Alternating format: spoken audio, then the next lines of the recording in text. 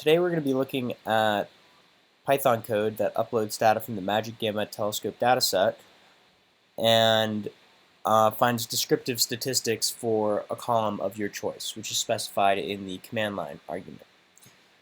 So when we run this code with a command line argument of 3, we get the number of the column, the third column, the number of observations, the minimum, the maximum, the mean, standard deviation, and the quartiles in the interquartile range.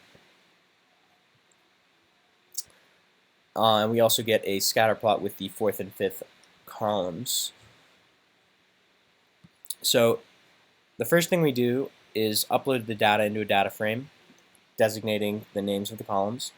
Then we find the actual column data as opposed to the number of the column. Then we find descriptive statistics for that column, print those out in the designated order, and then we create a scatter plot with the fourth and fifth observations.